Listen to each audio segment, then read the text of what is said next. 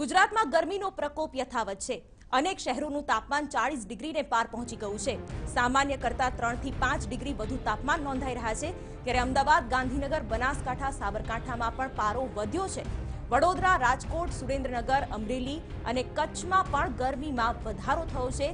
ત્યારે એપ્રિલ જાણે કે આકરો બની રહ્યો હોય તેવી અત્યારે શહેરીજનોને અનુભૂતિ થઈ રહી છે। આ સાથે જે તમામ મોટા શહેરો છે તેમાં ગરમીનો પારો 40 ડિગ્રીને પાર પહોંચી જતા હવે લોકો ગરમીથી ત્રસ્ત થયા છે। અનેક શહેરોનું તાપમાન 40 ડિગ્રીને પાર પહોંચ્યું છે।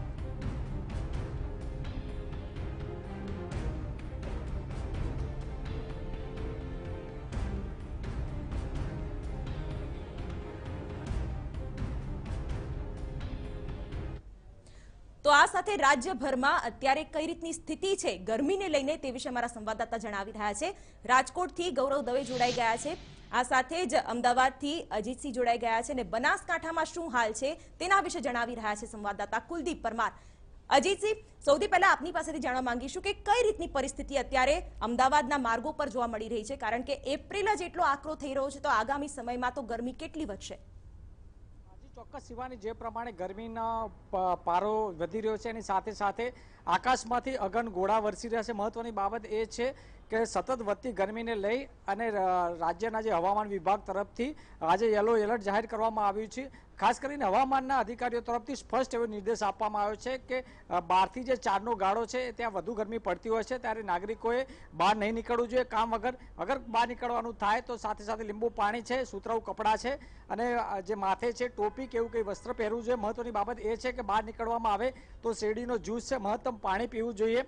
જે પ્રમાણે ગરમી સતત વધી રહી છે એને લઈને રાજ્યના જે મહત્વના જે માર્ગો છે ખાસ કરીને શહેરીજનોએ કામ સિવાય બહાર નીકળવાનું ટાળ્યું છે અને જે પ્રમાણે ગરમી વધી છે એને લઈને જે ક્યાંક ને ક્યાંક જે ટ્રાફિક છે એ રસ્તાઓ પર ઓછો નજરે ચડી રહ્યો છે। મહત્વની બાબત એ છે કે સતત જે 5 દિવસથી ગરમી વધી છે એને લઈને હવામાન ખાતા તરફથી જે આગાહી કરવા એમાં સ્પષ્ટ નિર્દેશ કરવામાં આવ્યો છે કે આવતીકાલથી ક્યાંક ને ક્યાંક શહેરીજનો અને રાજ્યના લોકોને ગરમીમાંથી રાહત મળશે। અંશતઃ ગરમી છે એમાં ઘટાડો થશે। ચોક્કસ આજે છે એ યલો એલર્ટ જાહેર કરવામાં આવ્યું છે અને યલો એલર્ટને લઈને જ ક્યાંક ને ક્યાંક અમદાવાદ વાસીઓને આકરી ગરમીનો સામનો કરવામાં આવ્યો છે। મહત્વની બાબત એ છે કે બને ત્યાં સુધી લોકો ઘરની બહાર કામ સિવાય નથી નીકળતા અને જો નીકળવાનું થાય તો ક્યાંક ને ક્યાંક જે પાણી છે એ પાણી પીવાનું અચૂક સાથે રાખે છે। મહત્વની બાબત એ પણ છે કે જે પ્રમાણે ગરમી વધી છે એને લઈને લોકોને મૂર્છિત થવાના કેસોમાં પણ ક્યાંક ને ક્યાંક વધારો છે। તો કહી શકાય કે જે 4-5 દિવસથી જે ગરમી વધી હતી આજે એમાં યલો એલર્ટ છે। મહત્વની બાબત એ છે કે હવામાન ખાતાના અધિકારીઓના જણાવ્યા પ્રમાણે આવતીકાલથી ગરમી છે એમાં ઘટાડો થશે। શિવાની, બિલકુલ, તો અમારા રિપોર્ટર્સ પણ અત્યારે 40-41 ડિગ્રીમાં રિપોર્ટિંગ કરી રહ્યા છે। સીધા જ જઈએ રાજકોટ। ગૌરવ, જણાવશો કે રાજકોટના માર્ગો પર ઉનાળાનો પ્રકોપ અત્યારે વર્તાઈ રહ્યો છે કે કેમ? ત્યાંના શહેરીજનો પણ ગરમીથી ત્રસ્ત થશે?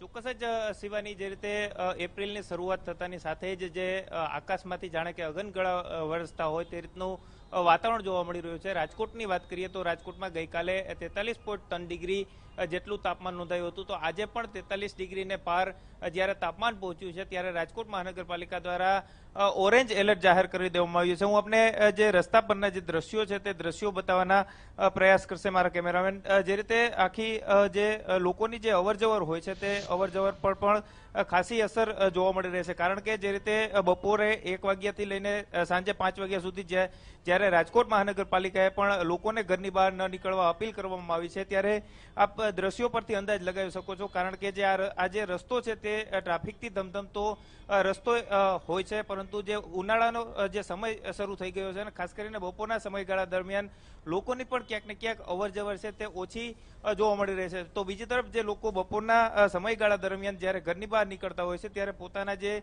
અંગ પૂરતા ઢકાય તે પ્રકારે જે પૂરતા જે શરીર ઢકાય તે પ્રકારના કપડાં પહેરે છે, તો મોઢા પર ગોગલ્સ અને મોઢા પર રૂમાલ બાંધેલા પણ જોવા મળી રહી છે। એટલે કહી શકાય કે ક્યાંક ને ક્યાંક હવે જનજીવન પર પણ જે આ તાપની છે તે અસર જોવા મળી રહી છે। તો બીજી તરફ બપોરના સમયગાળા દરમિયાન જે સ્કૂલ અને કોલેજો હોય છે જ્યાં વિદ્યાર્થીઓ પોતાનો જે અભ્યાસ કરવા માટે આવતા જતા હોય છે ત્યારે હવે રાજકોટ મહાનગરપાલિકાએ પણ જે ઓરેન્જ એલર્ટ જાહેર કર્યું છે તેને લઈને આરોગ્ય વિભાગને પણ સતર્ક કરી દેવામાં આવ્યું છે અને આ પ્રકારની સ્કૂલ કોલેજો બહાર પાણીની વ્યવસ્થા વ્યવસ્થા પૂરતા પ્રમાણમાં કરવાની પણ અપીલ કરવામાં આવી રહી છે. એટલે કહી શકાય કે જે હવે રાજકોટ વાસીઓએ પણ ક્યાંક ને ક્યાંક જે આ ઉનાળાનો જે આકરો તાપ છે તેમાં શેકાઈ રહ્યા છે અને હજુ પણ આગામી 4 દિવસ સુધી ક્યાંક ને ક્યાંક જે તાપમાનનો પારો છે તે સૌથી ઊંચો જાય તેવી હવામાન વિભાગ દ્વારા શક્યતાઓ વ્યક્ત કરવામાં આવી છે. જી કુલદીપ, બનાસકાંઠાના શું હાલ છે? કારણ કે અત્યારે 40-41 ડિગ્રીને પાર તાપમાનનો પારો પહોંચી ગયો છે,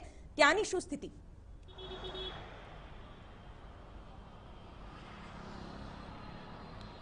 ચોક્કસથી શિવાની, જે પ્રકારે બનાસકાંઠા જિલ્લાની વાત કરવામાં આવે તો ઉત્તર ગુજરાતમાં સૌથી ગરમ બનાસકાંઠા જિલ્લો રહેતો છે.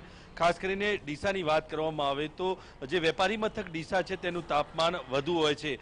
બનાસકાંઠા એ રણકાંઠે આવેલો વિસ્તાર છે. ખાસ કરીને આ વર્ષે જે વરસાદ ઓછો થયો છે તેના કારણે પણ ગરમીનું પ્રમાણ વધે તેવી ચોક્કસ શક્યતા છે. ખાસ કરીને જેવો એપ્રિલ મહિનો ચાલુ થયો છે ત્યારથી જ ગરમીનું પ્રમાણ જે છે તે વધી ગયું છે અને તેનું કારણ છે કે અત્યારે જે સ્થાનિક લોકો છે તે ત્રાહિમામ પુકારી ઉઠ્યા છે.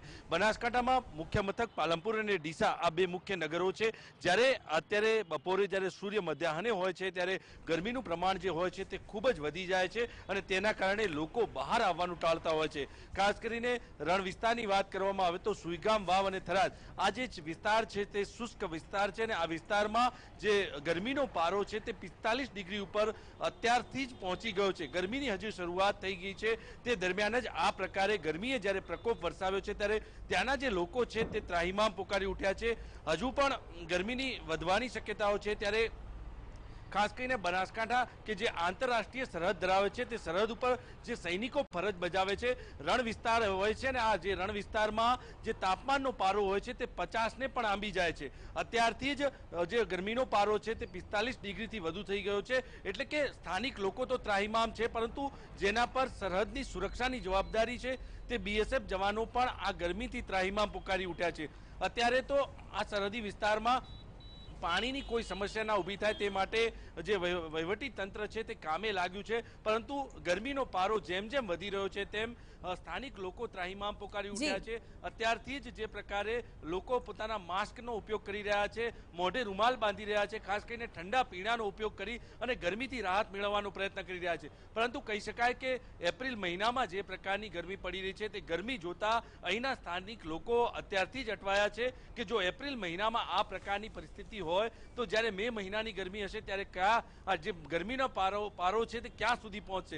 એટલે કે કહી શકાય કે જેમ રાજ્યભરમાં ગરમીનો પારો વધ્યો છે, પરંતુ ખાસ ઉત્તર ગુજરાતની વાત કરવામાં આવે અને બનાસકાંઠા જિલ્લાની વાત કરવામાં આવે તો ગરમીનો પારો ખૂબ વધ્યો છે અને તેના કારણે સ્થાનિક લોકો ત્રાહિમામ પુકારી ઉઠ્યા છે. જી કુલદીપ, ગૌરવ અને અજીતસિંહ, આપ તમામનો આભાર.